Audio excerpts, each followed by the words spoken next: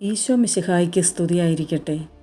പരിശുദ്ധ കന്യകമറിയത്തോടൊപ്പം 365 ദിവസം നമുക്ക് ഒരുമിച്ച് യാത്ര ചെയ്യാം. ഫെബ്രുവരി 17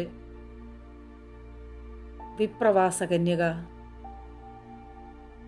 സ്ഥലവാസികൾ പറയുന്നതനുസരിച്ച് 1673 ഫെബ്രുവരി 17 വടക്കൻ ബ്രസീലിലെ സാന്റ കാറ്ററീന ദ്വീപിലെ പട്ടണമായ നോസ സെൻഹോറ ഡു ഡെസ്ട്രോ കണ്ടുപിടിച്ചത് ഭാഗ്യാന്വേഷിയായ സാവോ പള്ളിയിലെ ഫ്രാൻസിസ്കോ ഡയസ് വെൽഹു ആണ്.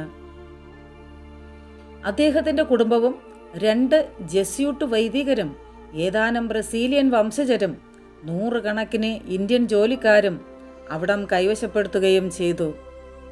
അവരുടെ താമസത്തിന് ശേഷമാണ് ഇപ്പോഴുള്ള പട്ടണമായ ഫ്ലോറിയാനോ പോളിസ് വളർന്നതും പള്ളിയിൽ നിന്നും കത്തീഡ്രലായി മാറിയതും. നാടുകടത്തപ്പെട്ടവരുടെ അമ്മയുടെ മധ്യസ്ഥതയാൽ പട്ടണത്തെ നാമകരണം ചെയ്യുകയും എല്ലാ വർഷവും ഈ ദിവസം ആഘോഷമായി ആചരിക്കുകയും ചെയ്യുന്നു. തിരുക്കുടുംബം ഈജിപ്തിലേക്ക് പലായനം ചെയ്യുന്ന ഒരു കൊത്തുപണി ചിത്രം കത്തീഡ്രലിലുണ്ട്.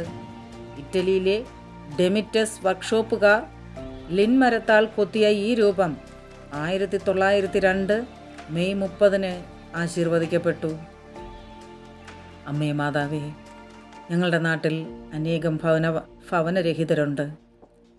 അവർക്കെല്ലാവർക്കും വാസയോഗ്യമായ ഒരു വീട് ലഭിക്കുന്നതിന് വേണ്ടി അമ്മയോട് ഞങ്ങൾ പ്രാർത്ഥിക്കുന്നു. Ave Maria.